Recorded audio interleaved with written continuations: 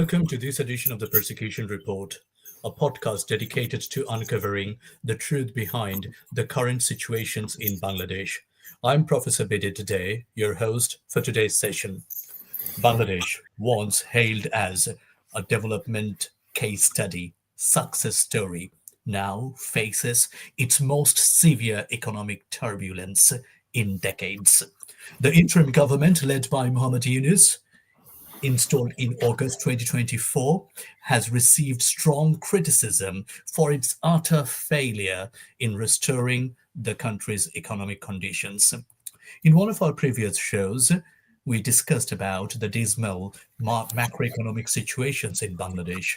As we know, the GDP growth of the country, which averaged 6.4% annually between 2013 and 2023, is projected to slump to 3.3% for 2024-25 financial year, making it a 36-year low. Inflation is stubbornly high, close to 9%, with food inflation peaking at 14.1%, squeezing household purchasing power and dampening consumer confidence. The banking industry, plagued by poor governance, has spiraled into a full-blown crisis under the interim administration. Non-performing loans, NPL, skyrocketed to Taka 4.2 trillion by March 2025, pushing the NPL ratio to 24%, way above the international distress benchmark. And it is predicted that some reports suggest that by the end of this year, the default loan will amount to 9 trillion taka, threatening a total systematic collapse. Simultaneously, interest rates have climbed to 16 to 17%. Analysts attribute this meltdown to a toxic mix of political interference, weak regulatory oversight, and Yunus's indecisive reforms, which have neither enforced regulatory discipline nor addressed structural flaws. While all these are happening, we are currently observing dubious efforts to hand over the port to a foreign company without any clarity or transparency. To discuss this issue, we have a panel of experts today. We have Dr. Mamunur Rashid, economist and researcher. We have Dr. Tashfin Hussain, professor of finance. And as my co-host, we have Mr. Anwar Shada Jihan, aerospace engineer and columnist. Viewers, we will start with the last point I mentioned, which is very topical at this moment in Bangladesh, the port issue. First of all, I would like to invite Dr. Hussain to share his thought about this particular issue.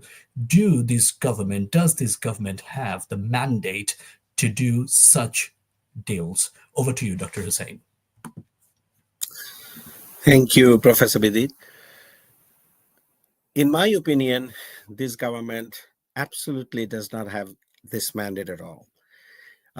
If you think about it, when this government grabbed the power, or was put into power by the vested quarters, this government basically said that they had one agenda to bring certain reforms, certain political reforms and legal reforms, so that the so-called fascism does not come back to the country.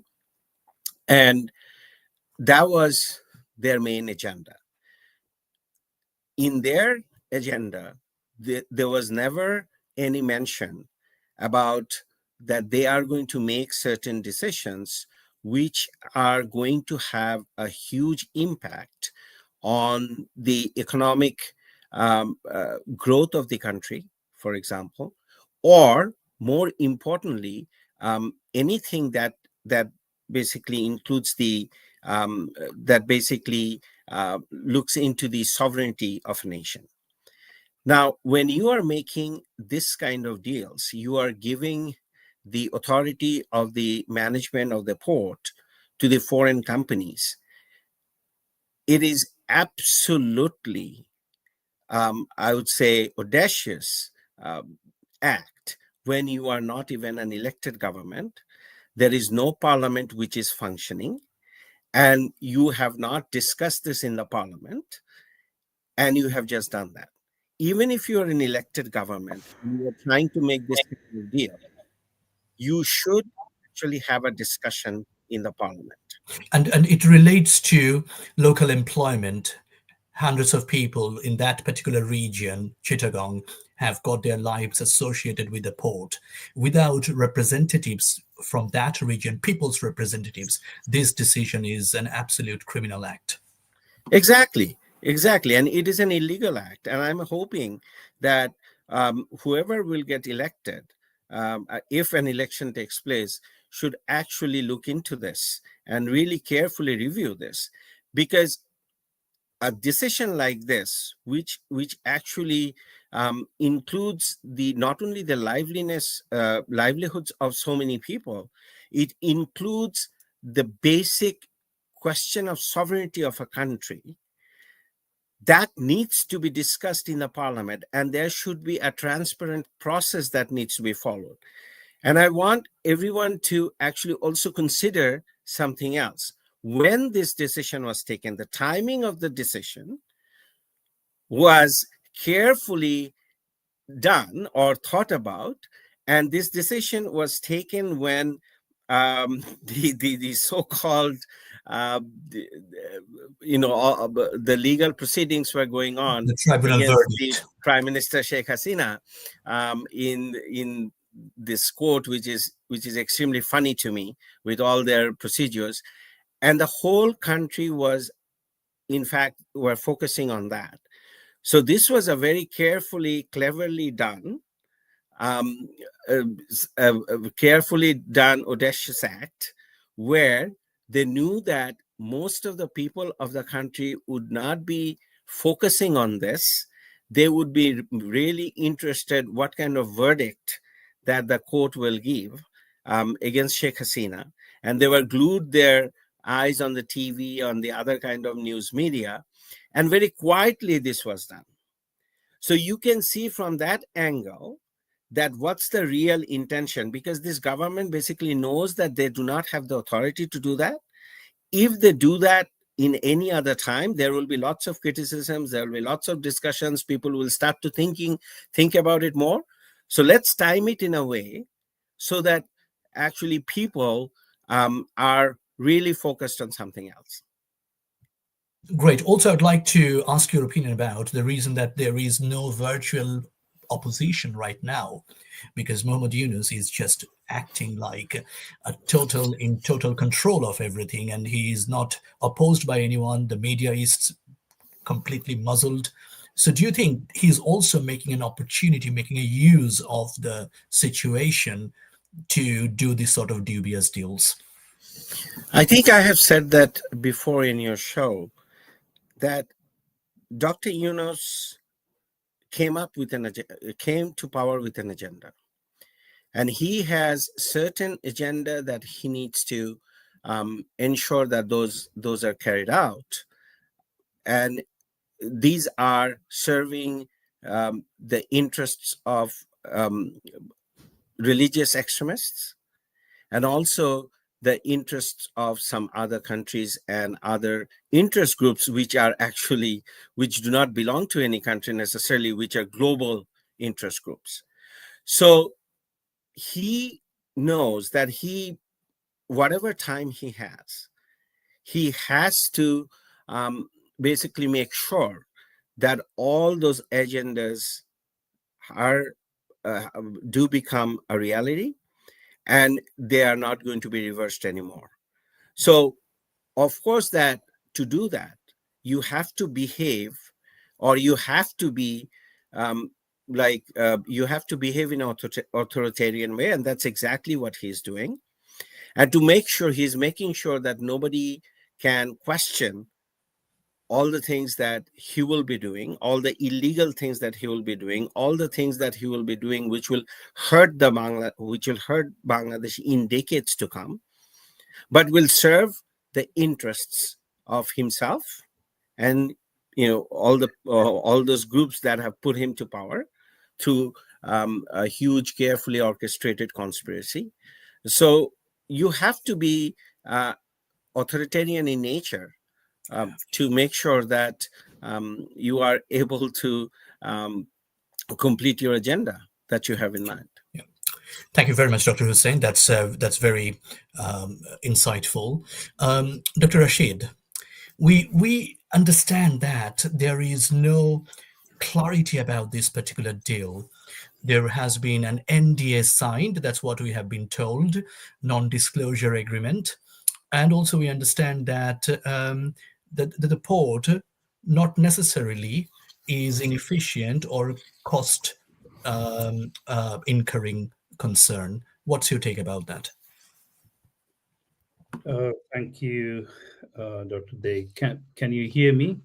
I think you can hear me, right? Yes, we Yeah. can hear you. Thanks. Thank you very much. Let me start with the last point that you finished with, is the legitimacy of the decision that we are quite cautious about. Let me start with a very simple statement. What is the purpose of a port? A port is, in general term, this is to facilitate transfer of goods and services. Now, if you are intentionally destroying your relationship with the neighbors, and if you just for a moment imagine the geographic differences that we have in the Chittagong area compared to, say, for example, Singapore, you'll clearly understand that the purpose of a port or seaport for us, despite having a very bad relationship in the recent years with our neighbors, will only serve purpose of something dubious other than having a trade relationship. So if you are planning to bypass, for example, other greater ports in the nearby region, including Malaysia and Singapore, then you might be thinking that, well, Chittagong port or other ports are quite important.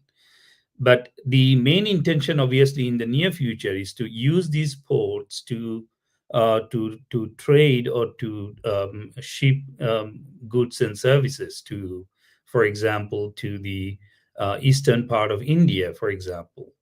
Now, if you have a bad relationship to start with the neighbors, then definitely there are other reasons for which you are intending um, to give the port to somebody else. Then comes the point of, for example, the hiding the entire process that that we are currently trying to highlight. My simple question is, if it is for public benefit, why we need to hide it from the people?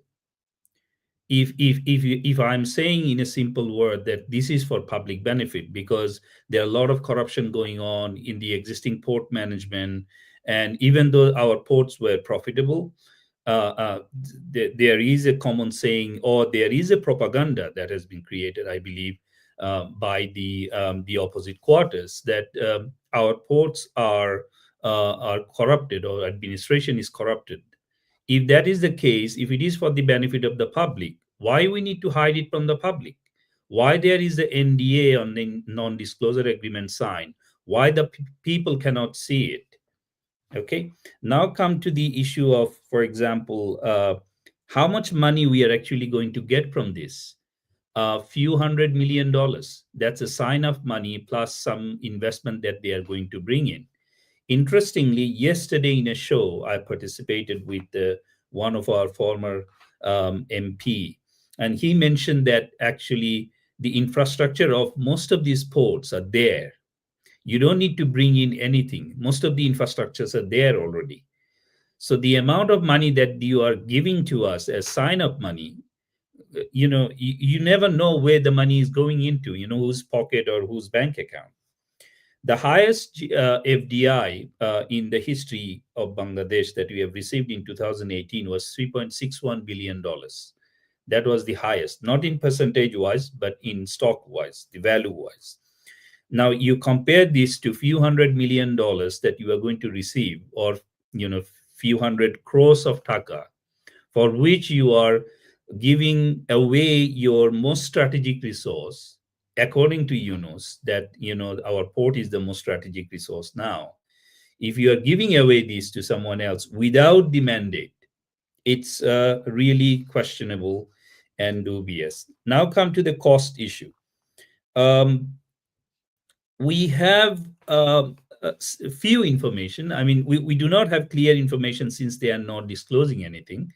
But we know now that the cost for the port is going to increase by at least 40%. So it means that, what currently we are offering, we are not losing money, and then there will be additional 40% cost. Plus, there is a tax rebate given to these companies for the next 10 years. For the next 10 years, the government's revenue from this port, which is one of our major income for the government from the port for the next 10 years, going to be zero. Also, there is another issue, perhaps you have seen it today, that there is a cost of energy increasing by almost 83 to 84%, I think. I think yesterday's information. Cost of gas, I think, is increasing again. So this is going to affect, obviously, trade, production, and that is going to affect the shipment as well. So if you are closing other parts of or factors of production and intentionally damaging them, what is going to have, or what is the impact that in terms of size on the consumers is unimaginable. There has been an estimate, but this estimate is still not critically analyzed. But there has been an estimate that the cost on the consumers for each unit of 20 TEUs for this shipment or these ports will increase significantly, meaning that the consumers will be paying additional cost unnecessarily, without any reason at all. Then comes ultimately the issue of sovereignty, issue of losing control, and then other risk issues that will be coming in the future. And amongst those other risk issues, may I also highlight one point, that what sort of message does it convey to our international partners, business partners, international communities? So do you think that the international investors will feel much more hesitant after this deal, that they may consider that this country is not transparent enough, and this country has got a lot of dubious issues brewing inside, bubbling under the surface? As I understand that, if you are intentionally destroying factors of production, you are not looking into using this port for anything useful. I mean, we shouldn't suspect it, but there have been news that there are shipments coming from Pakistan. Those are not being checked. Now, if the ports are given to foreign authorities for operation, what kind of control you have on those shipments coming from other countries? Whether there have been given any blank checks to anyone to import anything or to carry anything using your ports, you never know. Meaning that we are easily in the position of suspecting that in the near future the entire South Asia, possibly extended Southeast Asia, will be completely volatile because of these ports given to these international authorities without proper mandate. Another issue, you have seen that one of the ports are actually in the heart of Dhaka, the port that is, I think, one of the ports given. So meaning that these machineries, whatever is going to be carried in the future, can easily come to Dhaka, and your capital of a country might be sabotaged, by using the instruments that they will be carrying without even notifying the authorities, because they are given those rights, and we do not know what kind of rights given to them for the next 30 years, an extended period of another 15 years. So just imagine, for the next 50 years or so, you have no control on the number one strategic resource of your country. But And the Dr. Rashid, decision has been made by. I have a quick question. Dr. Rashid, what do you think about the legality of this deal? Will this deal sustain in the future after a democratically elected government comes, or these deals may be challenged in an international court and fall apart?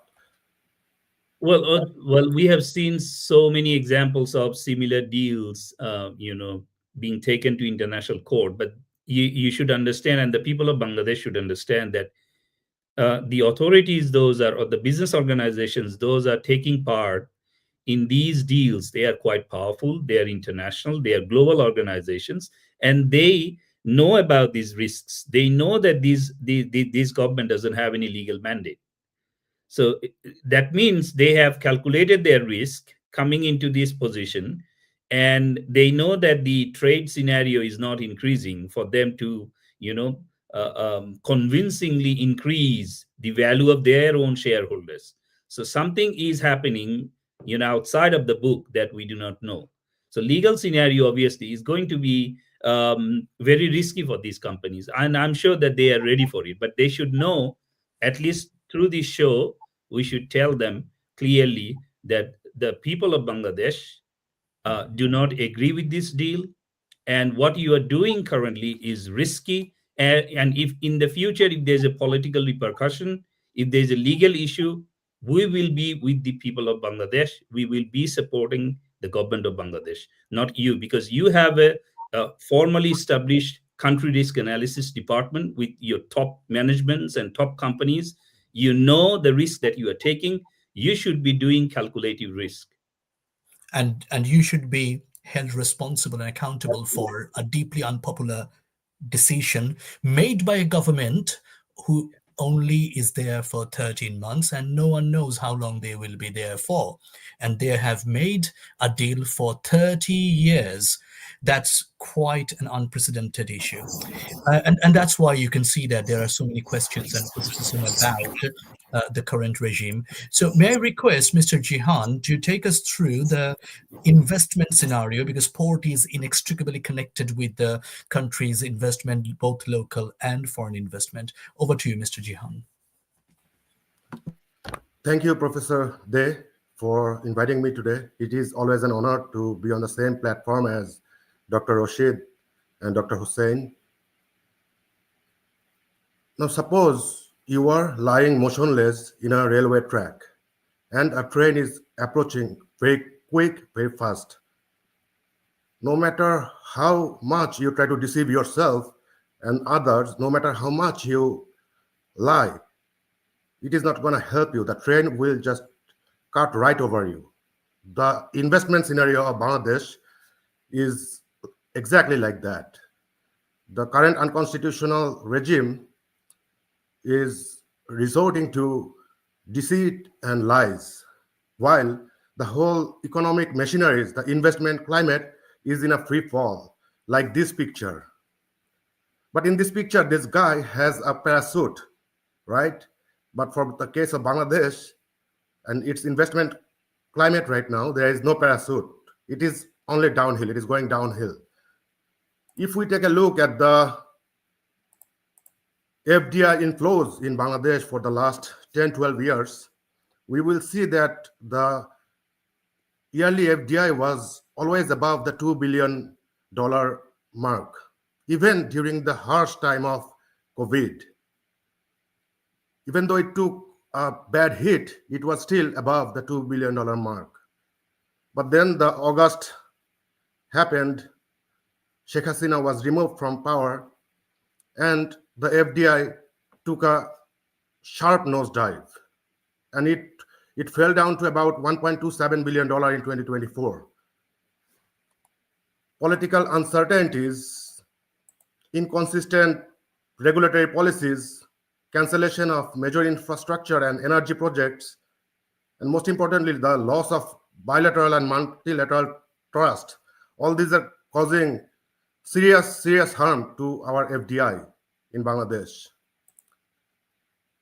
Even though there is a modest uptick here and there,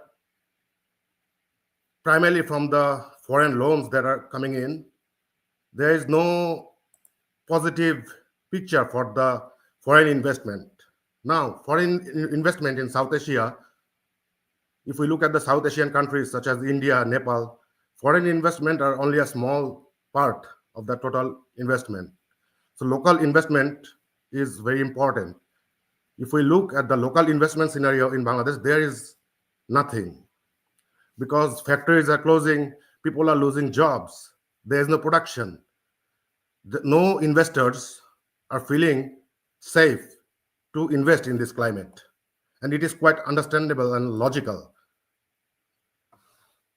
If we look at the startup ecosystem of Bangladesh, we will see a similar scenario.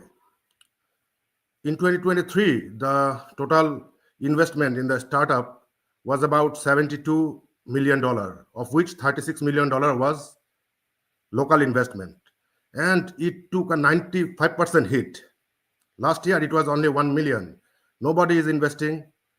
And whatever the Awami League government did to encourage the youth to be entrepreneurial are going down the drain. There is nothing in the startup sections. We have seen so many startups like Pathao, Shahoj, and all that became a reality during the Awami League period. But right now, there is nothing.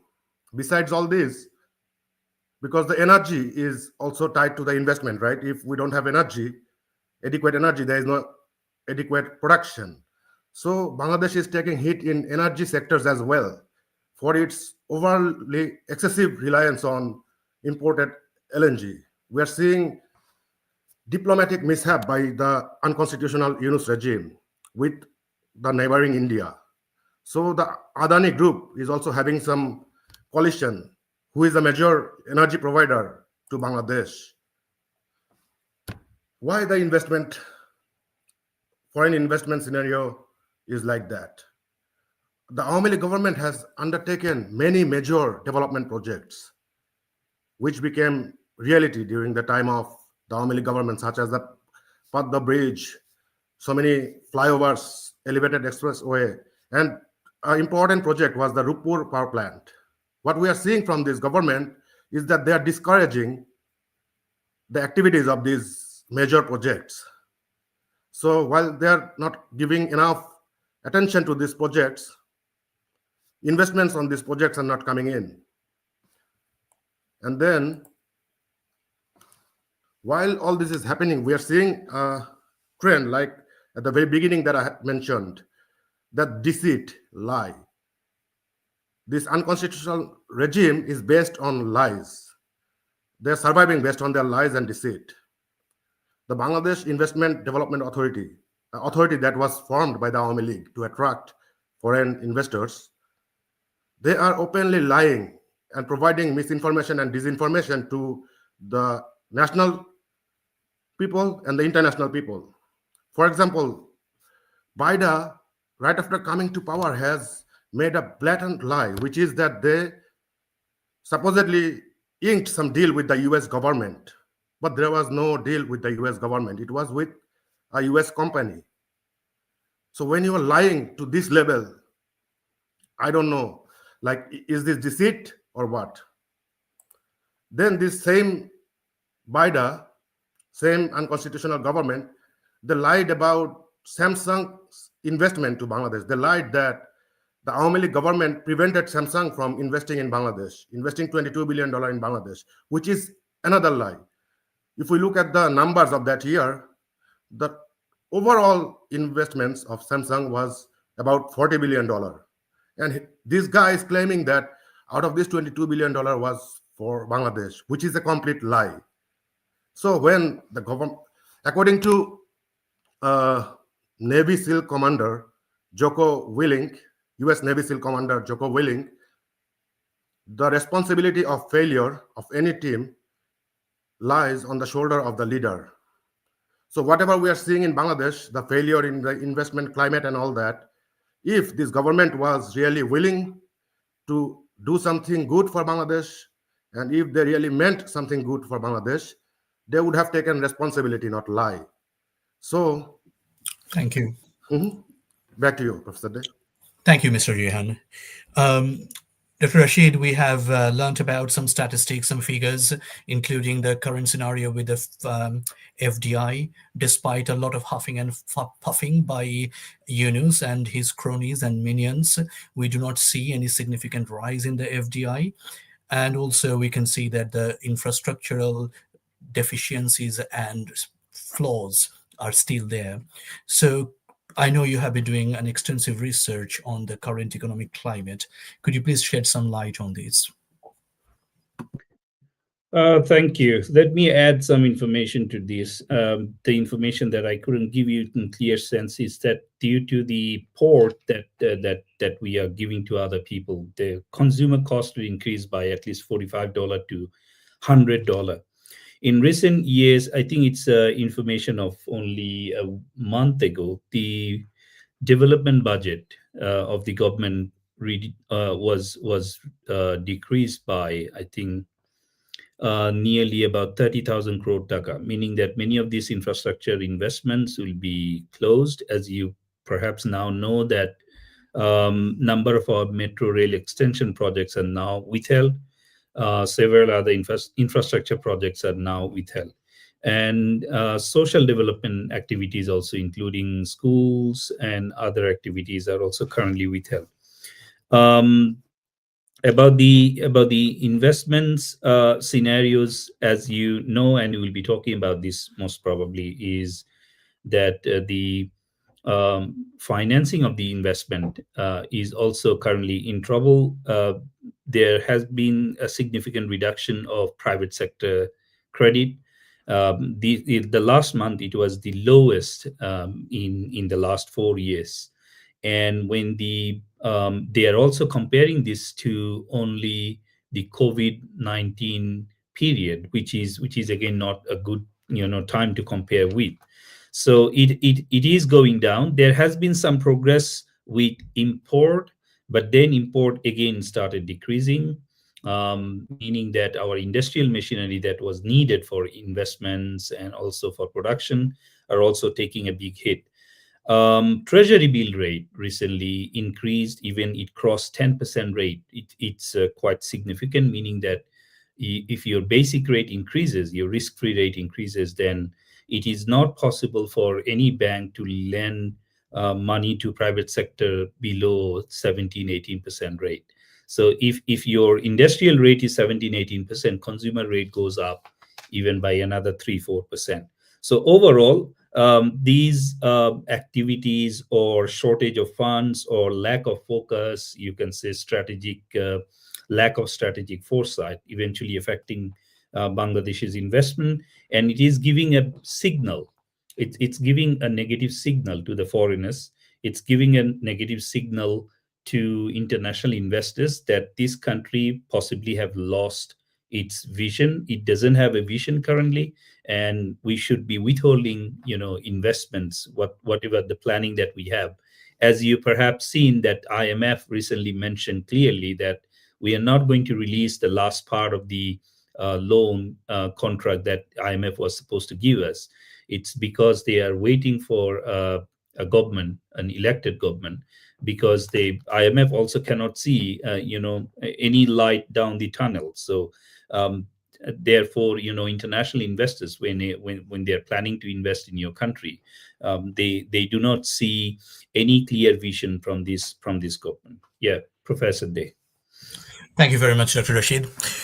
Dr. Hussain, there are a couple of things that we can pick from Mr. Jihan's presentation. One is the local SMEs and startups are suffering from a lack of conducive or available ecosystem, which is extremely critical, vital for industrial development, particularly for SMEs. And that is kind of a lifeblood of a developing country's economy. And that has been severely affected. On the other hand, we can also see the continuous effort of fabrication and misinformation. So when they are unable to do the right work, they're resorting to misinformation. All the spin doctors of Yunus regime are coming en masse to spin it around and trying to create a rosy picture. How do you see that at one side people are experiencing from their day-to-day lived experience, on the other hand the government is trying to create a different picture? How do you see the political dynamics with the economic situation here? Thank you. As I said, it's about fulfilling their agenda, right? Because as we have just heard the discussion from Anwar, Sadat, and Dr. Mamoon, one thing is very clear, and that thing is that our financial system is not working properly, right? Now, foreign direct investment is important, but what is equally important is you have to have a financial system that is working well. So, because if that financial system is not working well, that is going to ultimately impact and harm the economic growth. And that is exactly what's happening. If you are a government, whether you are an interim government or whether you are an elected government, whatever, or you are an unconstitutional government, but you are, a government right now which is governing this country, your primary goal at this point is to ensure that the basic system that was in place, it still works, correct? So regardless of the corruption charges that we can bring against, or we can talk about against Army League government, regardless of the so-called fascist nature of the government, one thing is very true, and we have seen from the data, that our financial system was strong, it was working well, and there was a lot of investments in terms of the infrastructure development. That has been totally stalled. So because that has been stalled, this government has failed to do its primary or very basic responsibility, that the financial system works well, at least the way it was working before. If we cannot improve it, it's fine. So that all those SMEs that were coming up in Bangladesh, all the young entrepreneurs that were getting interested to start their startup projects, that we can continue that trend.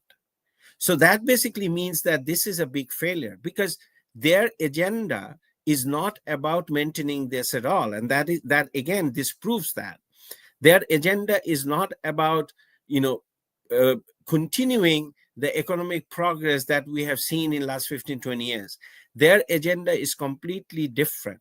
So rather than putting your energy, your focus into seeing that what's wrong with the financial system, why it's not doing what it's supposed to do, why our foreign direct investment is going down, why there is no local investment, why companies have to take loan in such a huge rate, what can we do about it?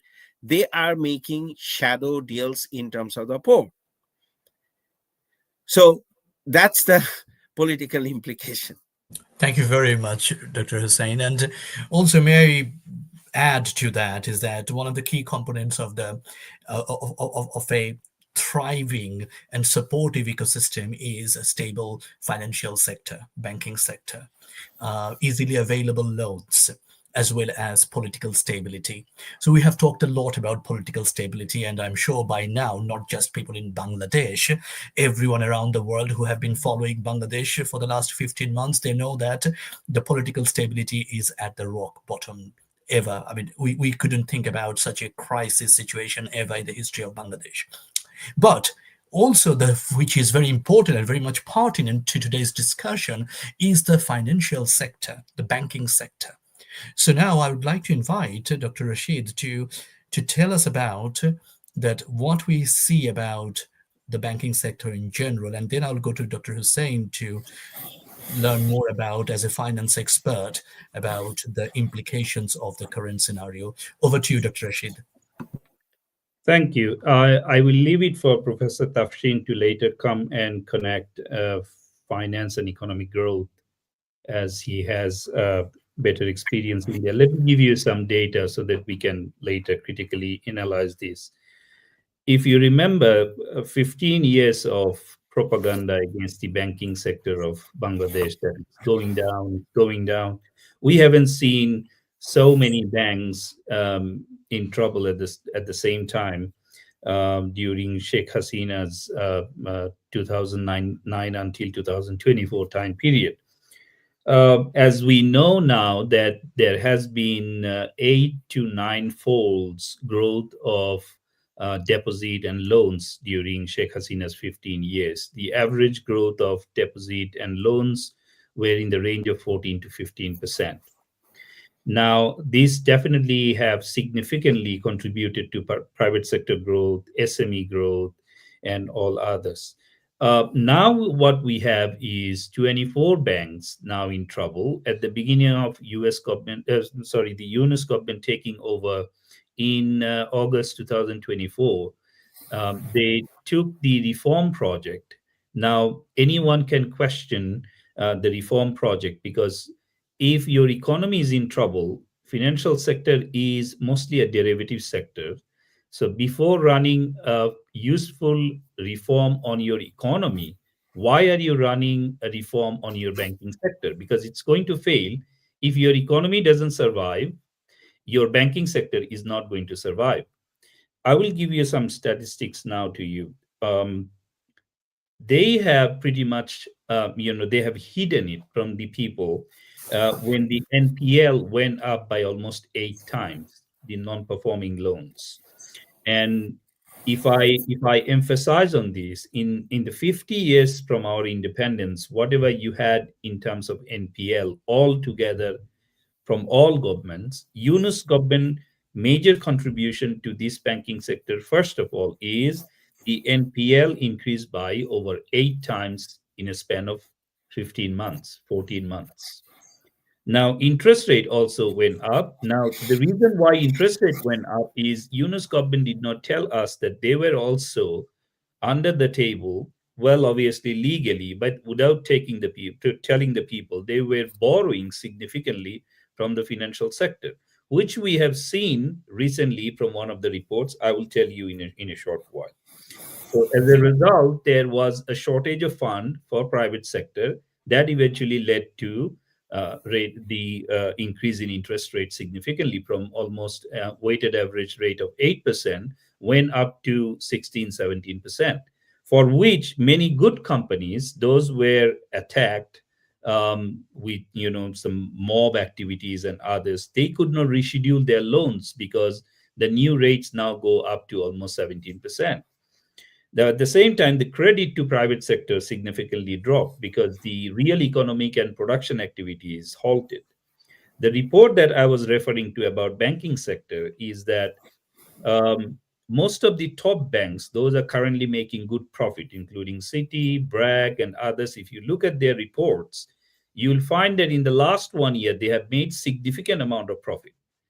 But the catch is this profit, well over 100%, came from non-banking activities, meaning that these profit actually came from lending money to the government at a very high rate. So as you know, that treasury bill rate is 10%. So treasury bond rate would be definitely more than 10%.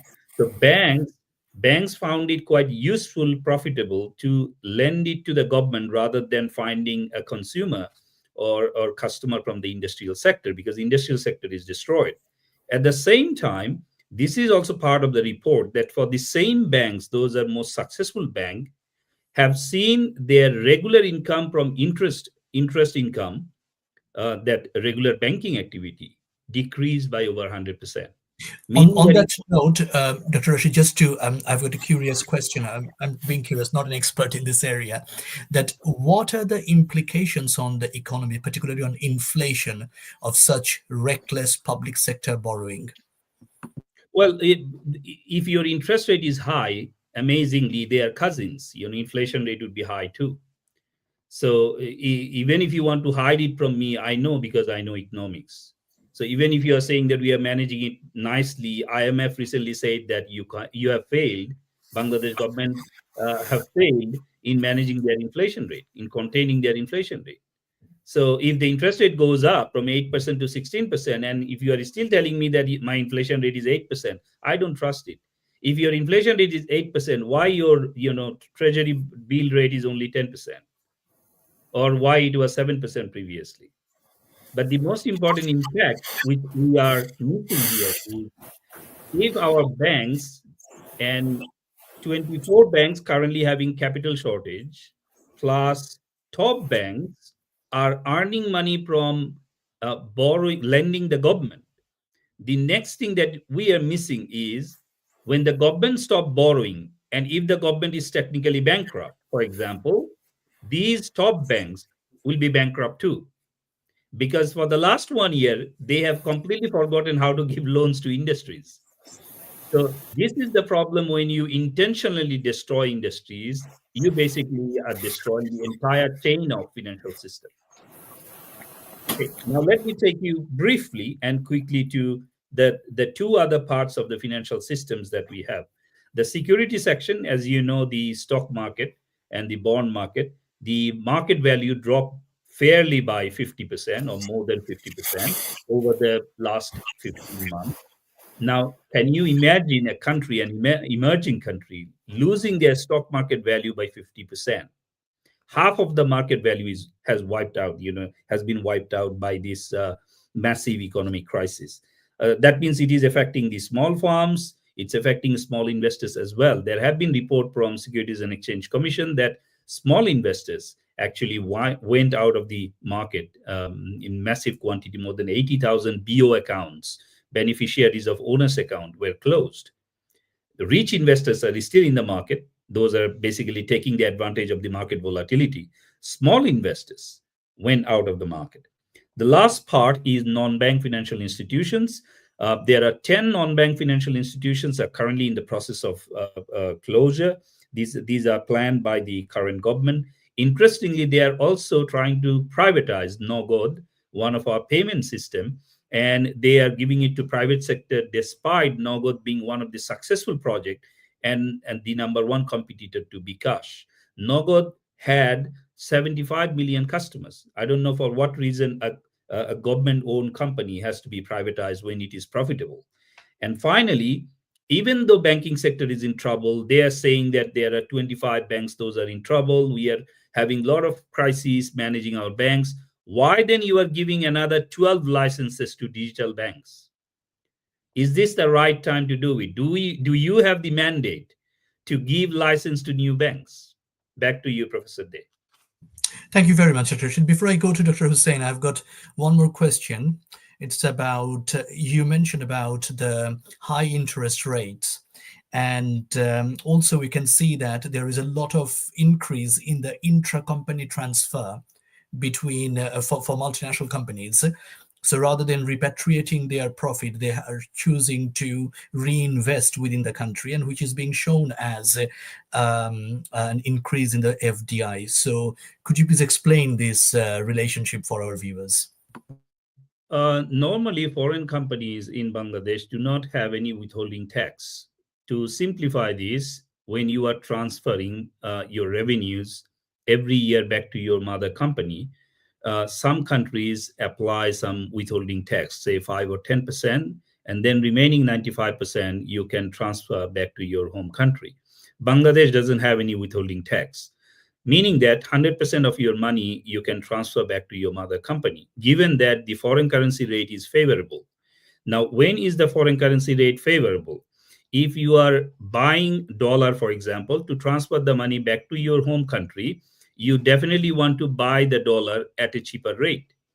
That means Bangladeshi taka has to be stronger against the dollar to send the money back, which was not the case. So foreign companies should not send their money back at this time. On the other hand, can they borrow from local market in order to finance their company operation? They couldn't, because the interest rate now goes back to, goes up back from 8% to 16, 17%. So it's no way financially favorable for them to raise it from the local market to finance their operation. And then there is economic crisis, for which many of these multinational companies have seen their profit went down. So the only probable or possible cause behind this intra-company transfer is that when the local subsidiary need money, the mother company will have to transfer money from outside. And that is beneficial for them right now to bring money into Bangladesh rather than transferring money from Bangladesh to outside because of the foreign currency rate. So the FDI that were shown by the Yunus regime that there has been increase in FDI because of intra-company loan.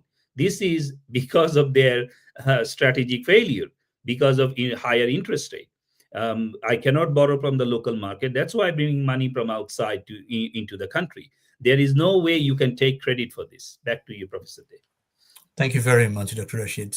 Of course, these multinational companies, they know about their business better than many other people who do. And of course, they are doing everything that serves their purpose and their interest. Dr. Hussain, in the whole financial climate, and the economic climate, what Dr. Rashid has explained, and the situation in the banking sector, where do you see the overall the policy of this government? Do you see that the government is acting with a strategy, with whatever the reform promise they made? Do you see that those are happening at all?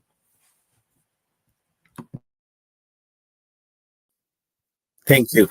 I do not think this government has any strategy in terms of ensuring that that we have a prudent financial system. As I said, that I believe the only strategy that this government has is to make sure that Awami League cannot participate in the next election.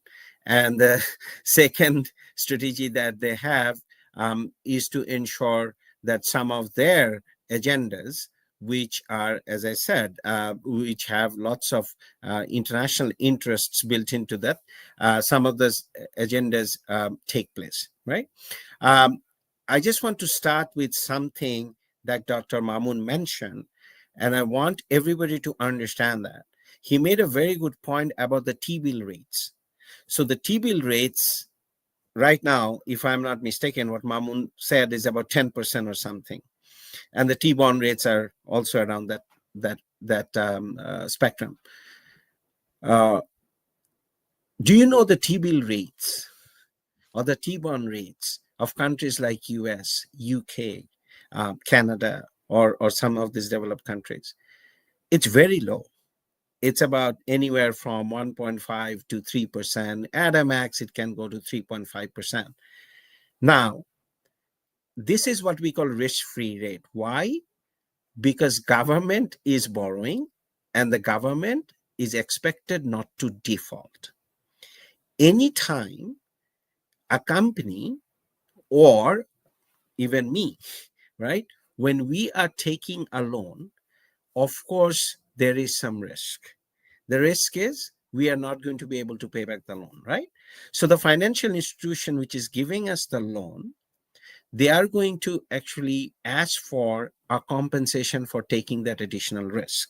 So the interest rate is determined based on that risk-free rate, what the government is paying, plus some kind of extra compensation. So already, if the risk-free rate is about 10%, that's what Mamoon said, then you can see that at what rate companies are going to be able to borrow, 16, 17%. Now, in a very layman terms, how the financial institutions work. At any point in the economy, there are people like us, some of us, who have more money than we are going to consume. And there are some of us who have more consumption needs than what we have. So those who have more money than that they will consume are called net savers. And those are deposited in financial institutions, right? Then what financial institutions do is they repackage all of the money from the net savers in different kind of loans, and then give these loans to the companies and also consumers, right? So right now, there are several things that are happening.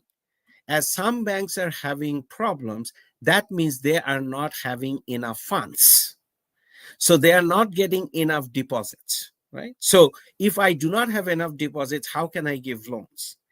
Number two, those which actually have enough net saver funds, when they are trying to give loans to these companies are not taking loans, and because of two reasons. Number one, the interest rate is high. Number two, they do not foresee that they can undertake a project where the return of the project can be higher than the cost of the debt. So they are not undertaking the project. You are killing your economic growth. Number three, Dr. Mamun said that government borrowed a lot. And this is what we call a crowding out effect, right, Dr. Mamun? So when this crowding out effect is happening, already you have very little money for the companies to borrow. So the companies are not able to borrow, because even if they want to invest in profitable projects, the net present value of those projects are becoming negative because of the high cost of capital. Whatever money is there, the government, the Yunus regime, is borrowing this money, and God knows what they're doing with that, right?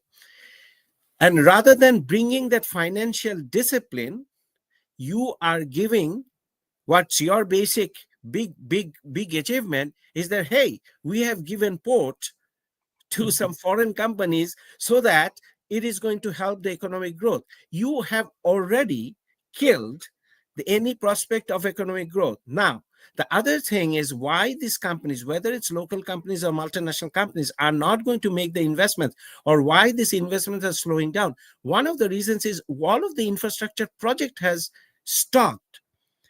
I'm sure that you have heard this from the recently elected Prime Minister of Canada. In his election campaign, he made a promise called Build, Baby, Build.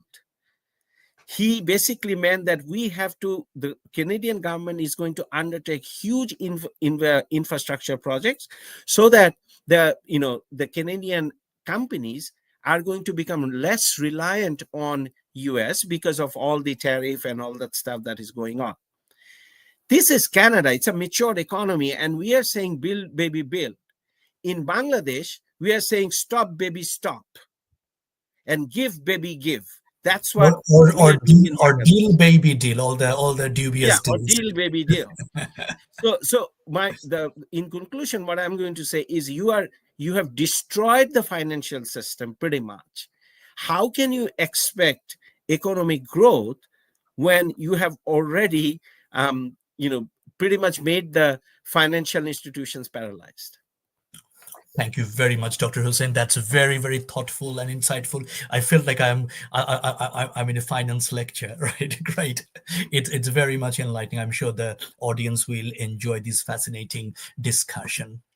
Dear viewers, while Yunus's administration touts recovery narratives and tries to paint a rosy picture of the situation, from our panelists, what you have seen now is that the picture remains bleak.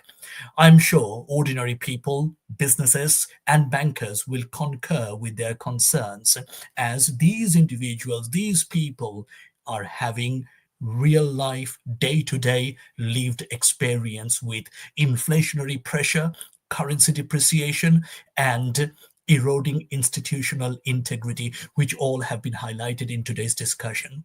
If you are a foreign investor, would you consider this as a viable, attractive destination? Bangladesh, I mean, where mobs rule, where religious militants dictate, and OPEC trade deals are done without following international standards. It's just Mr. Yunus and his cronies are trying to deny the facts, but the rest of the people, rest of the country are not. And what we can feel is that, and what already our panelists have mentioned, that wrong policies at the wrong time have aggravated liquidity shortages and stifled growth. Far from ushering in stability, the Yunus era has pushed the country to an absolute chaos, leaving the country teetering between reform rhetoric and looming financial collapse. Stay well, stay safe, stay informed. I am Bidit Day, signing off until we meet next time. Thank you very much.